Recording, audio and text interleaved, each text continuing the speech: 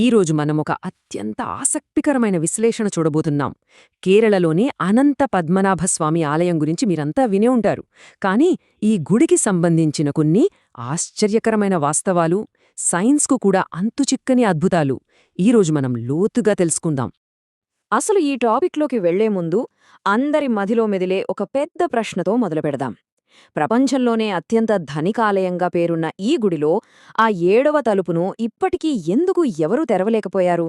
శాస్త్రవేత్తల్ని, చరిత్రకారుల్ని సైతం భయపెడుతున్న ఆ అపారమైన సంపద వెనుక ఉన్న మిస్టరీ అసలు ఏంటి?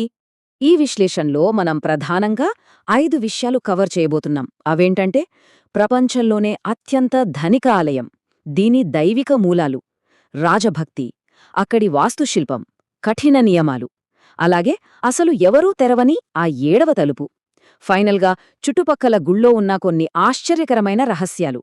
రైట్, ఇక ఏమాత్రం లేట్ చేయకుండా మొదటి పాయింట్, ప్రపంచంలోనే అత్యంత ధనిక ఆలయం గురించి మాట్లాడుకుందాం.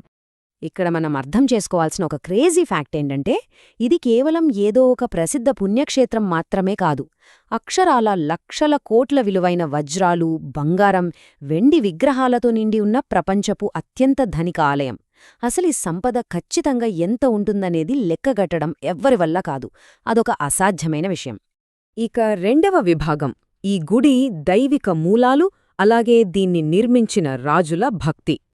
అసలు ఇంతటి సంపద ఎక్కడినుంచొచ్చింది, దీని వెనుక ఉన్న దైవిక మూలాలు ఏంటి అని చూస్తే, స్థానిక పురాణాల ప్రకారం దివాకరముని అనే ఒక గొప్ప ఋషి ఆనాటి అనంతకాడ్ అడవిలో తపస్సు చేసేవారట. అప్పుడు సాక్షాత్తు శ్రీ మహావిష్ణువు ఒక చిన్న పిల్లవాడి రూపంలో వచ్చి ఆయనతో ఆడుకుని సడన్గా మాయమైపోయాడు. ఆ తర్వాత అక్కడే ఒక విశాలమైన సముద్రంలో శేషనాగుపై పవళించిన తన నిజరూపాన్ని ఆ మునికి చూపించాడని చెబుతారు.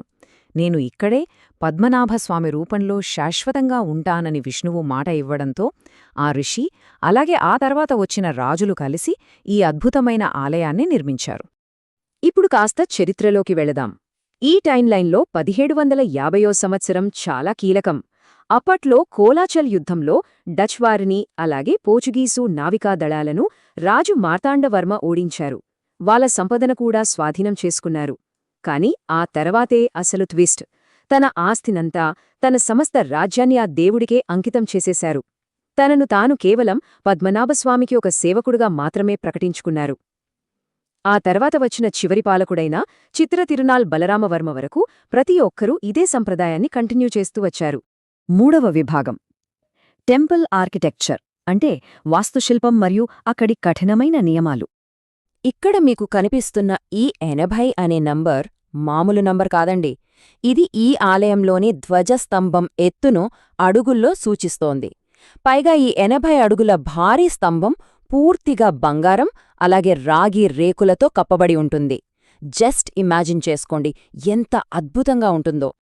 అలాగే ఈ 18 అనే నంబర్ కూడా చాలా ప్రత్యేకం. గర్భగుడిలో సర్పంపైన విశ్రమిస్తున్న అనంతయైన విష్ణువు మూలవిరాటు యొక్క పొడవు ఖచ్చితంగా 18 అడుగులు ఉంటుంది. ఇంతటి భారీ విగ్రహం కాబట్టే భక్తులకు ఇది ఒక అద్భుతమైన ఆకర్షణగా నిలిచింది. ఇక వాస్తుశిల్ప కళతో పాటు ఈ ఆలయ నిర్మాణంలో దాగి ఉన్న సైన్స్ చూస్తే నిజంగా మైండ్ బ్లాంక్ అవుతుంది. చూడండి, భూమధ్యరేఖకు సరిగ్గా పైన సూర్యుడు ఉన్నప్పుడు, అంటే పగలు మరియు రాత్రి సమానంగా ఉండే ఆ విషవత్తు సమయంలో ఆలయంలో ప్రత్యేకంగా నిర్మించిన 5 కిటికీల గుండా సూర్యకిరణాలు ఒకదాని తర్వాతొకటిగా ఖచ్చితంగా ప్రయాణిస్తాయి. అబ్బా, ఈ ఖగోళ దృశ్యాన్ని చూడ్డానికే సంవత్సరానికి 2 సార్లు జనం పోటెత్తుతాలంటే నమ్మండి. అయితే ఇంతటి అద్భుతమైన ఆలయంలోకి వెళ్లాలంటే రూల్స్ చాలా స్ట్రిక్ట్గా ఉంటాయి. పురుషులు ఖచ్చితంగా ధోతీకుర్తా వేసుకోవాలి, మహిళలైతే చీర మాత్రమే కట్టుకోవాలి అనే కఠినమైన డ్రెస్ కోడ్ ఇక్కడ ఉంది. ముఖ్యంగా చెప్పాలంటే హిందువులు కానివారు, విదేశీయులకు ఇక్కడ అస్సలు ప్రవేశం లేదు. రాజకుటుంబానికి చెందిన ప్రైవేట్ ట్రస్ట్ నేటికీ ఈ నియమాలను చాలా పక్కాగా అమలు చేస్తోంది. రైట్, ఇప్పుడు 4వ విభాగానికి వచ్చేద్దాం. అదేంటంటే, అందరినీ ఉత్కంఠకు గురిచేస్తున్న ఆ తెరవని 7వ తలుపు. అసలు ఈ గదుల వెనుక ఉన్న మిస్టరీ ఏంటో తెలుసుకోవాలని 2011లో రిటైర్డ్ ఐపీఎస్ ఆఫీసర్ సుందర్రాజన్ గారు వేసిన ఒక పిటిషన్తో సుప్రీంకోర్టు ఒక కమిటీని వేసి ఈ నేలమాళిగలపై విచారణ ప్రారంభించింది. అయితే ఆ నేలమాళిగలను తెరిచే ముందు దైవిక అనుమతి కోసం పూజారులు దేవప్రశ్న అనే ఒక ప్రత్యేక పూజ నిర్వహించారు. ఆ పూజ ద్వారా వచ్చిన రిజల్టేంటో తెలుసా? ఆ తలుపులన్నింటినీ అస్సలు తెరవొద్దని ఒక భయంకరమైన వార్నింగ్ వచ్చింది. పరిస్థితి ఎంత సీరియస్గా ఉందో ఇక్కడ మనం అర్థం చేసుకోవచ్చు. 6 గదులను తెరిచిన కమిటీకి లోపల లెక్క కట్టలేనన్ని వజ్రాలు, బంగారు రాశులు కనిపించాయి. ఒక్క దెబ్బతో ఇది ప్రపంచంలోనే అత్యంత ధనిక ఆలయంగా మారిపోయింది. కాని ఆ 7వ తలుపు ఉన్న బీ వాల్ట్ మాత్రం ఎవరూ టచ్ చేయలేని ఒక పెద్ద మిస్టరీగా మిగిలిపోయింది. ఎందుకంటే దాని తెరిస్తే విశ్వప్రళయం తప్పదనే నమ్మకం చాలా బలంగా ఉంది. అసలు ఆ 7వ తలుపు ఎందుకు అంత డేంజర్ అంటే, దానికి ఒక నాగబంధం వేశారు. అంటే ఇదొక ఆధ్యాత్మికమైన సర్పలాక్ అన్నమాట. దీన్ని ఓపెన్ చేయాలంటే అత్యంత జ్ఞాని అయిన ఒక గొప్ప యోధుడు మాత్రమే పవిత్రమైన గరుడమంత్రాన్ని ఎలాంటి తప్పుల్లేకుండా జపించాలి. మన దురదృష్టమేంటంటే ప్రస్తుత కాలంలో అలాంటివారు ఎవరూ లేకపోవడం వల్ల ఆ తలుపు భౌతికంగానే కాకుండా ఆధ్యాత్మికంగా కూడా తెరవలేనిదిగా మిగిలిపోయింది. ఇక్కడ ఇంకో క్రేజీ ఫ్యాక్ట్ ఏంటంటే, ఈ ప్రళయం వస్తుందనేది కేవలం పాత కథలు మాత్రమే కాదు. 1360 ఏళ్ల క్రితం కరువుతో బాధపడుతూ ఆ తలుపు తెరవడానికి ప్రయత్నించిన కొందరు అధికారులు పాముకాటుకు గురై చనిపోయారు. ఇక మోడర్న్ సైంటిస్టులు కూడా ఆ తలుపు దగ్గర నిలబడి విన్నప్పుడు లోపల ఏదో అనంతమైన సముద్రపు అలలు ఉవ్వెత్తున ఎగసిపడుతున్న సౌండ్స్ స్వయంగా విన్నారు.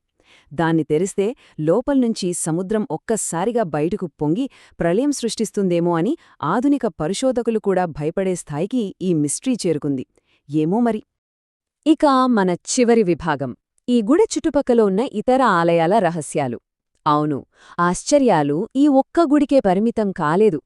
పద్మనాభస్వామి ఆలయానికి దగ్గర్లోనే ఉన్న అట్టుకల్ భగవతి ఆలయం గురించి మీరు వినే ఉంటారు. దీన్ని మహిళల శబరిమల అని పిలుస్తారు. ఇక మరో అద్భుతమైన టెంపుల్ తిరువంబాడి కృష్ణ ఆలయం. ఇక్కడ విచిత్రం జరుగుతోంది. ఇక్కడ స్వామివారికి నిరంతరం నైవేద్యం సమర్పించకపోతే ఆ విగ్రహం భౌతికంగా ఎండిపోయి నడుముకున్న బెల్ట్ కిందకు జారిపోతోందట. సాక్షాత్తు ఆ ఆదిశంకరాచార్యుల వారే ఒక సూర్యగ్రహణం తర్వాత ఈ విగ్రహం ఎండిపోవడాన్ని స్వయంగా చూసి ఆశ్చర్యపోయారు. అందుకే గ్రహణం సమయంలో కూడా ఈ గుడి తలుపులు మూయకూడదని ఆయన కఠిన నియమం విధించారు. అదండి సంగతి. సో ఫైనల్గా ఆలోచించండి. ఒకే ఒక ప్రాంతంలో ఒకే ఆలయం చుట్టూ ఇన్ని రకాల సైన్స్కు అంతుచిక్కని అద్భుతాలు, ఇనప తలుపుల వెనక దాగి ఉన్న అనంతమైన శక్తులున్నాయంటే నిజంగా మన భారతదేశ భూగర్భంలో ఇంకెన్ని అంతుచిక్కని రహస్యాలు దాగి ఉన్నాయో కదా. ఈ ప్రాచీన రహస్యాలు ఎప్పటికైనా బయటపడతాయా లేదా అన్నది కాలమే నిర్ణయించాలి. మరి ఈ అద్భుతాల గురించి మీరేమనుకుంటున్నారు? ఇది నిజంగా ఆలోచించాల్సిన విషయమే కదా.